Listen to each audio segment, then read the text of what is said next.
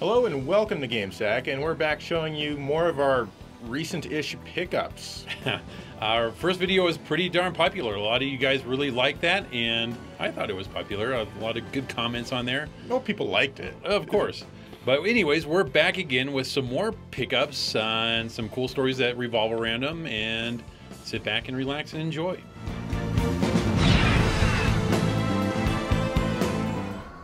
This is Binary Domain for the PlayStation 3 from Sega. This one is a third-person cover shooter. Back when I covered Vanquish on the Xbox 360, y'all recommended that I give this one a try. I've been on the lookout for it ever since, but never came across it. Recently, I had a friend in town who also does some stuff on YouTube. You may know him by the name of Alpha Omega Sin. Anyway, we hit up a lot of game and thrift stores, and I eventually found this one at Buyback Games in Wheat Ridge. The cover isn't in the best shape as it has some water damage, but the price was certainly right at $5. Like I said, this is a cover shooter and there's a heavy emphasis on the cover part. You'll want to take cover in pretty much every firefight that you get into. I love third-person shooters, but I've never been a fan of hiding behind stuff, and this game puts a huge emphasis on it. But otherwise, it's pretty good. The controls are spot on and easy to use. You can also purchase stuff and upgrade your weapons at convenient kiosks placed all throughout the war zone. That's very much appreciated. Basically, the story is you're fighting a bunch of human-like robots. In fact, pretty much everything you blow away in this game is a robot. But some of the robots actually look and think that they're human. Kinda like the Konami classic Snatcher, actually. You have some dude running around with you and he never, ever shuts up. Ever.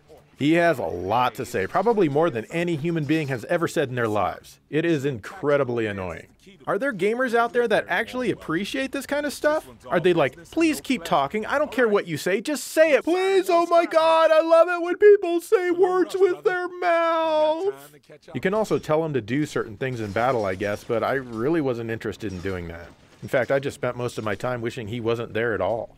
He'll often ask you dumb questions that you've got to answer, and this adds absolutely nothing to the game. You can use your microphone to talk to him, but not only do I not own a microphone for the system, I have no interest in talking to my PS3. Hell, I barely even enjoy talking to living people. Visually, the game is good, but the color is quite unremarkable and bland. Bland and unremarkable is also something that can be said about the game's music and sound. But still, I feel compelled to keep playing this one despite my criticism so far. And honestly, that really does say a lot for the game. Hell, I'd expect nothing less from the man who designed Super Monkey Ball in F-Zero GX. If you like third-person cover shooters, then fight through the pain and check this one out. Yeah, that's what I'm saying. Multinational unit sounds all fine and dandy, but everyone's got their own agendas. And that includes us. You and me, brother. We trust each other and nobody else. It is what it is. Whoa, listen to me. We getting old, brother. Stop me if I'm boring you. Well, pardon, fuck. This is 18-wheeler American Pro Trucker by Sega for the Dreamcast. This is yet another game I picked up while I was out with Alpha Omega Sin, and we were at the Game Force in Aurora, and I got this one for $15. In this one, you're trying to drive your truck from one city to another across the country while carrying cargo in the allotted amount of time. I originally bought this game when it was brand new, but I took it back for a full refund the very next day because it didn't meet my standards on what a good game should be. But nowadays, for $15, it's more of a collectible than anything, and I feel it's worth it. As a game, it still falls short in a few areas, but it can be fun in short spurts. For example, you have to drive all the way from New York City to Key West, Florida in probably less than 2 minutes. Then from St. Petersburg, Florida to Dallas, Texas in those same 2 minutes.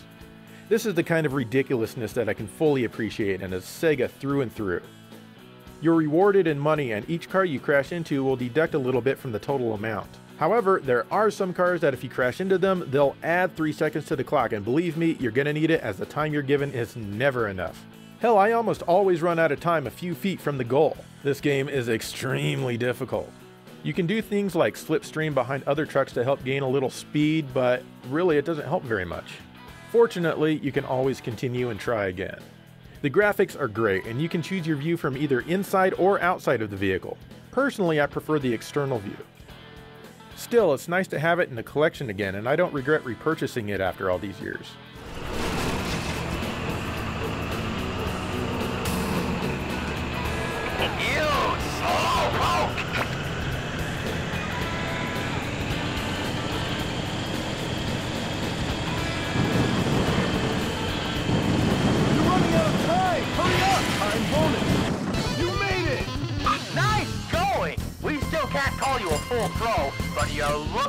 Pretty good. Here's Floating Runner, Quest for the Seven Crystals. It's a PlayStation game released in 1996 and developed by Zing, or is it Xing? I hate when companies make their names hard to pronounce. It's like they want it to be pronounced incorrectly. Anyway, this game isn't so much a pickup as it's a game that was sent to us from Matthew Gurley, a loyal fan. I love loyal fans because they're just, so loyal. This game is a pretty early release for the system and it has plenty of flaws. It feels like a game that was kind of just poking around with the 3D capabilities of the PlayStation and got the okay to be released. You play as either Lei or Cress on your quest for the 7 crystals. The control takes quite a bit of getting used to before you feel comfortable with your character. This was before Sony introduced their analog stick, so you're stuck with the directional pad. After playing for a while, you'll get the hang of it, but not completely. The camera is probably the game's biggest issue, mainly when you're trying to find a platform to jump on. A lot of them will raise up and down and you won't see one until it's almost all the way down. You have 2 camera positions to choose from, an almost top-down position and a slightly less top-down position. If the camera were zoomed out just a bit further, this wouldn't be that big of an issue. Your character is equipped with a gun that fires in an arcing manner. This makes it hard to kill enemies as you have to be at that perfect distance to hit them. Otherwise, the shots will fall short or just go right over them. You collect crystals from the enemies you defeat, and these are used to power other weapons that you can collect, like a fire and an ice shot. These aren't as effective as I think they should be, and you'll run out of crystals more quickly than you want to. And when you die, your crystal count goes to 0. Sometimes there's so many enemies on screen that it's impossible not to die. Normally this would be a big deal, but since you have infinite continues and start off right where you perished, it's not. I died so many times that it just becomes normal to hit the continue button and keep going. That being said, there's no real challenge to the game. At least you get to look at some cool scenery as you're making your way through it. Some of the levels have some great use of colors and some special effects that can be totally mesmerizing. The music can also be good and some of the songs are catchy, although they can be a bit too short. So this might not be the best game out there, but I've played plenty of games that are much worse. If you give it a shot, there's some fun to be found here. Thanks again, Matthew. I'm happy to have this game in my collection, even though I complained about some things.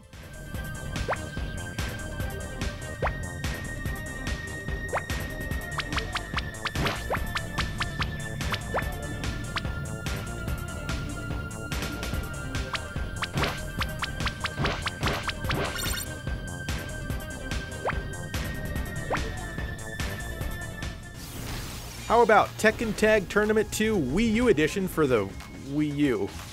As you can probably imagine, this is another fighting game in the Tekken series. I picked this one up at GameStop, believe it or not, when I was out with Alpha Omega Sin. What can I say, I bought a lot of games when he was out here. Hell, we both did.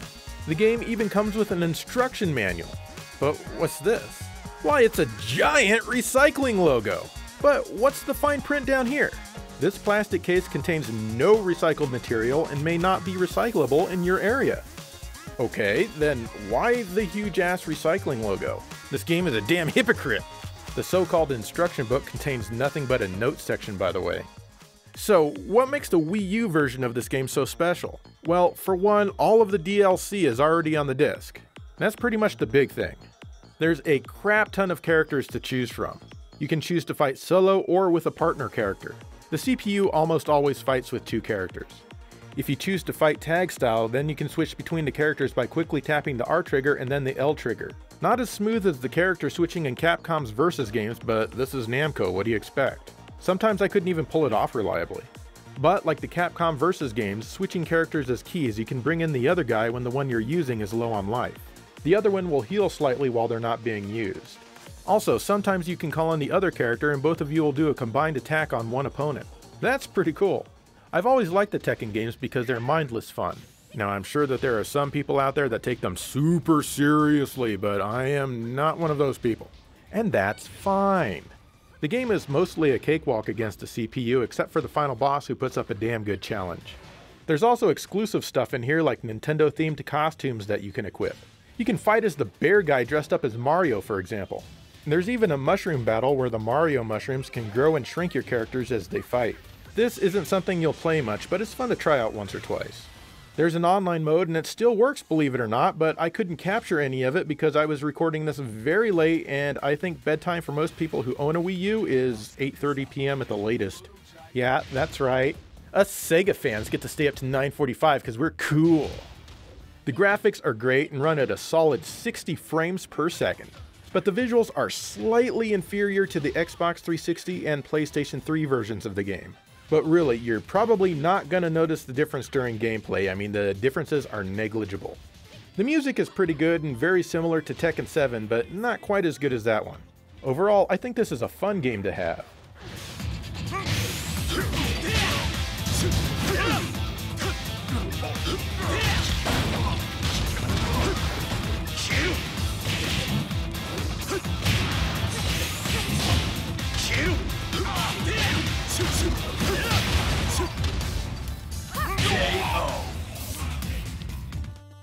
This is Power Blade for the NES. Looking at the label art, you'd think that this stars Arnold Schwarzenegger, but that's impossible because it takes place in the year 2191. I mean, seriously. Instead, we get a great value version of Arnold called Ronald. That's not even his name, so forget that one. Anyway, this is a game that I've never seen when I'm out and about to this day. The only time I saw it was when Joe and I went to our local flea market here in Denver in July. As you may know, flea markets are hit and miss. As we were walking by some random people selling stuff, I asked if they had any video games for sale. The guy said he thought he did and pulled out a plastic tub. From what I recall, there was a mix of Nintendo, Genesis, and Super Nintendo games. Power Blade was in there, and I snatched it up super fast before Joe could ask what it was. I asked the guy how much he wanted, and he said $5. I didn't haggle or anything and pulled out my money and forked it over. I also got Knights of the Round on the Super Nintendo for $10, but that's a different story. And Joe got his Adventure of Link from the guy. I was actually excited to get this game home and try it out as I've never played it before. The game is an action platformer and you have your boomerang for a weapon and it's pretty weak at first. It doesn't fly very far and some enemies take multiple hits. Luckily you can power it up along the way with icons dropped from people and machines you kill. It won't take long for you to get more power and even be able to throw up to 3 boomerangs at once. If you need to, you can find spots to farm icons by going back and forth in areas so enemies respawn. Your weapon also has a power meter. Once it gets filled up, your first shot will fly further across the screen, and shots after that won't go as far unless you let your meter fill up again. Every level has a couple of icons that will give you an armored suit. This awesome suit gives you the strength to shoot power blades, which are very powerful. Its only downfall is that after 3 hits you revert back to Ronald, or whatever his name is. That's alright though, because the game is fun and the platforming and control are very solid. I'm also impressed with the music, and it has many songs that have really catchy melodies. This was a great find for $5. I haven't been to the flea market since then, but maybe I'll go back someday and see if I can get lucky and find Power Blade 2 for $6.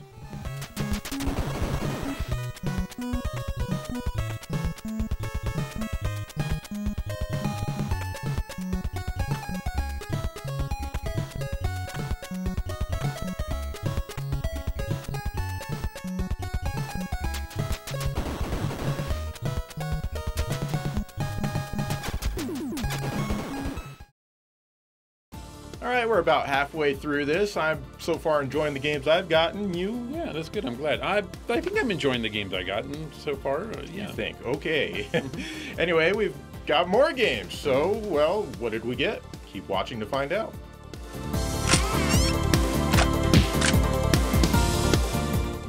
Here's the first Wild Arms by Sony and Mediavision for the original PlayStation.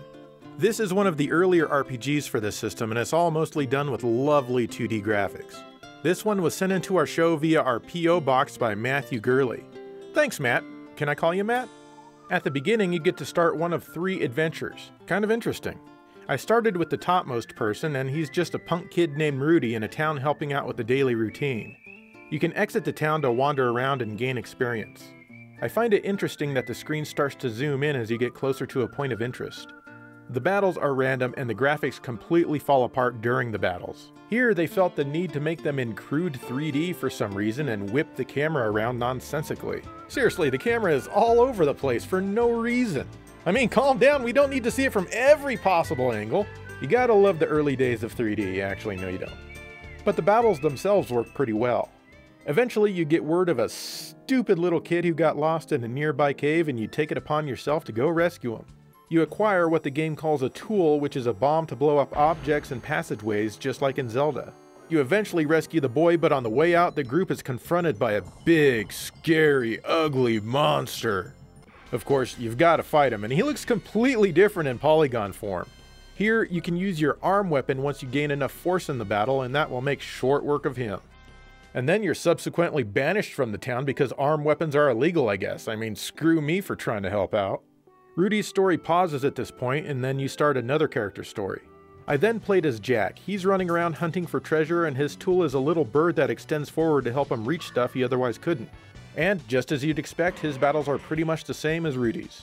His introduction is a lot shorter, and it'll be over before you know it. You can then choose the girl or go back to Rudy. I chose Cecilia, and she's all about the magic, and I've got to be honest, I've never really cared about the magic characters. I'm more of a brute force kind of guy. But with her, you've got to run around and learn magic and talk to bunches and bunches of people. Her tool is doing some little weird magic thing or something. So figuring out exactly what I needed to do with her required a little bit more willpower from me, but I was able to do it and finish her opening story. One thing I discovered here though is that if you get a status effect, it can stay with you after the battle and carry over into the next. Boo! Not cool. After this, you can go back to Rudy if you really want to get on with the game. He'll visit a town that's in trouble and needs some help. But in order to properly carry out this task, you're going to need some friends. At this point, you can wander around the overworld to find Jack and Cecilia. They will join you. After this, the game truly begins as you combine your abilities to get past tricks in the dungeons, Zelda style. And you'll also fight all of your turn-based battles together. You switch characters by pressing the start button when you need to use someone else.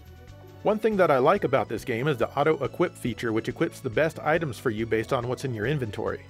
I also really like the 2D visuals, and the majority of the music is produced by the PlayStation's internal sound chip. It has a sound quality that's very similar to Final Fantasy VII for that very reason. I've also got Wild Arms 2 to go through, but I'm told I should probably go through Part 1 first. Fine by me, it's pretty damn good so far.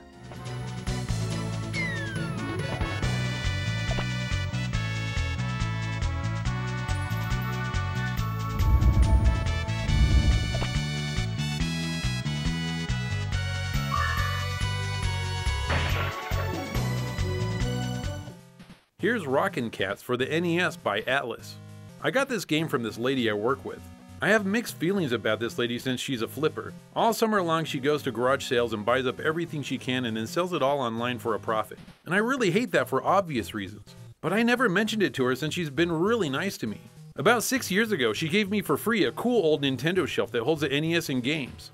She also just straight up gave me an NES complete in box for free just because she couldn't get it to work. Funny because it worked fine for me. So yeah, she's not all bad as far as I'm concerned. One day she asked me if I wanted to stop by her house after work and look through a bunch of games that she was going to sell in a garage sale she was having that weekend. I figured what the hell, why not? I might just find something good. When I got there, she had boxes upon boxes of games from all generations. One game that stuck out was Rockin Cats here. I asked her how much she wanted for that one, and of course she had to look up the value online. Fortunately, she gave me a really good deal, so I said what the hell and added it to my pile. When I got home, I popped it into my NES to see why the game was going for as much as it was. Well, it's not because it's an amazing game, that's for sure. In fact, it's just a game that's, well, average at best. Your character has a big-ass glove that he uses for defeating enemies and helping him get around certain parts of levels.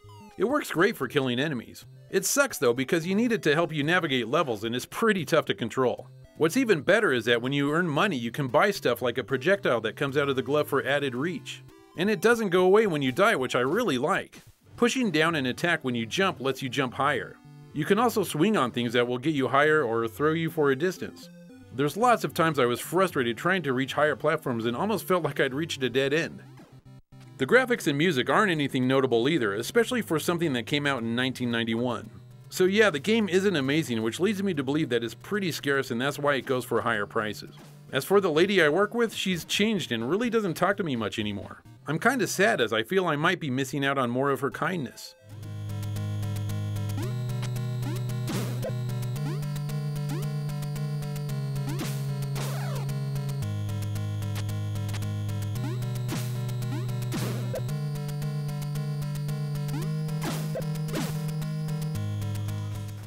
Finally for me is Ghostbusters the video game on the PlayStation 2 from Atari. For some stupid reason I never got the PlayStation 3 or Xbox 360 version when I had the chance, but I've always wanted it. I knew the Wii version was more or less technically the same game, but with cartoony visuals instead. And I had no idea that a PS2 version of the game existed until Wood from the channel Beat 'em Ups gave me this copy when we were all hanging out a few days after Retropalooza 5. Where Wood got it, I have no idea, but it's mine now, bitch. Also, why does Wood look like he's yawning? I'm not that boring, Jesus. Anyway, I love this game. Sure, graphically it's probably not even as good as the Wii version, as it only runs in 480i and a 4:3 aspect ratio, and the frame rate seems to be inconsistent at best, but it's still very enjoyable. I really like capturing ghosts in this one. Once you wear them down, you've got to slam them in certain ways a few times, and this isn't in the more realistic looking versions of the game like the one on the PS3. And I like that I'm not using a motion controller to play it like I would be if I were playing it on the Wii. You get used to the cartoony look fairly quick, and you don't even think about it after a while. And of course, who wouldn't love all of the main cast returning to voice their characters? This is great! Giant blobs of Stay Puft! I bet they still have a paranormal or kinetic connection to Bubblebutt. Dan Aykroyd has said that this is essentially Ghostbusters 3, and that works for me. This is one game that I really want to listen to absolutely all of the dialogue in.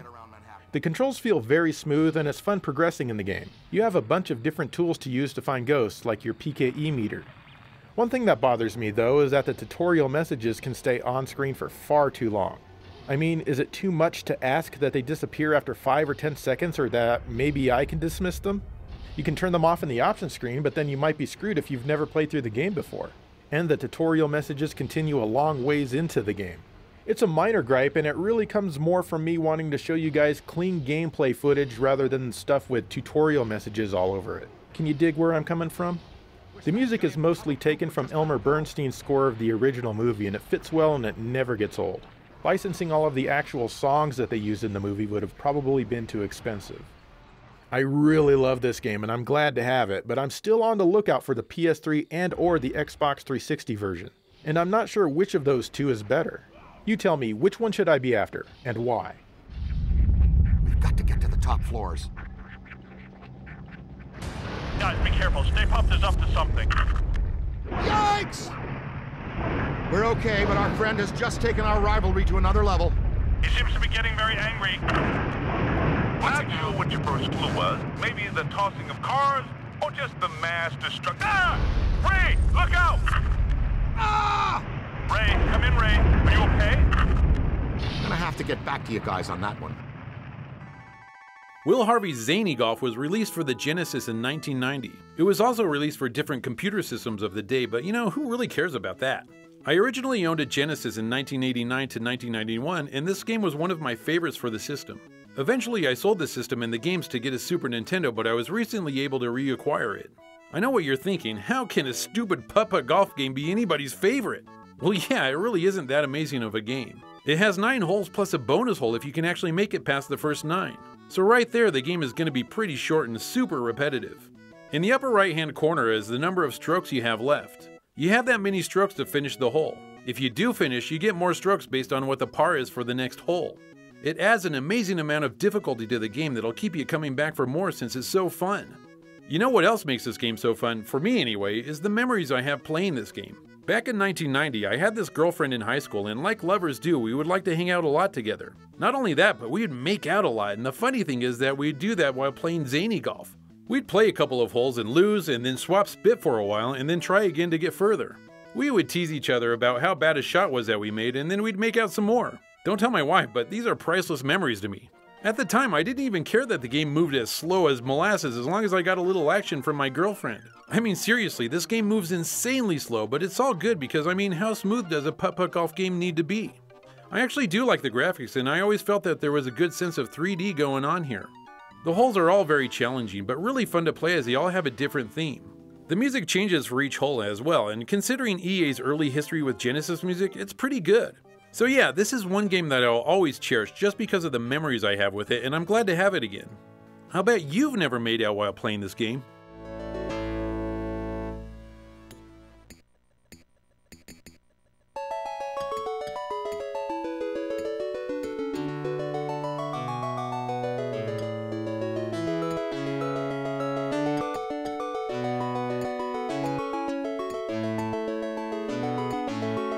Alright, and those are our recent-ish pickups. And Dave, 2 things. Yep. Number 1, that lady who works at FedEx with you, who you say have changed. Yeah, I know why she's changed. And that's because you were invited over to her house not to pick up and sift through games for another reason, and you did not oblige. That's why she changed. Oh, I bet you're right. You're an idiot, I mean, dude. she kept rubbing my back. I was like, what's going on here? You're And an I was idiot. like, well, oh well. And your Zini Golf story, you know, you're playing it with your girlfriend, trying to get into the holes in the game. Too bad you didn't get into her holes. That was a big bummer on my part, but at least I had fun trying. Yeah, you never made it to home run with her. Nope, but well. like I said, I had fun trying. Anyway, what do you guys think of our recent pickups? What games would you like to see us pick up? I don't know, that's kind of a stupid question to ask the audience, but, you know, what can we do? I mean, we show you what games we got. Yeah. And anyway, thanks for sticking around with us and watching GameSack and stuff. See you later.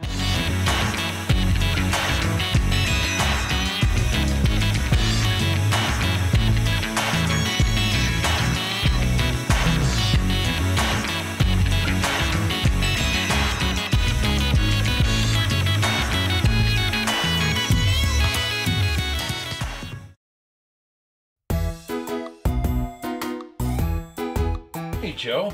Oh, hi, Dave. God, your collection is so awesome. You got to have some really good stories about all these games, like this game. Where did you get it? Well, that was a pickup. That's awesome. And this game here, where did you get this one? Well, that was a pickup somewhere. Oh, that is so freaking awesome, dude. I love pickups. And how about this game here? Where did you get this game? That was a pickup somewhere, Dave. I think I'm gonna pick it up now. No! I'm sick of you taking my snatcher! You give that right back! Oh, okay, I'll pick it up later. Oh.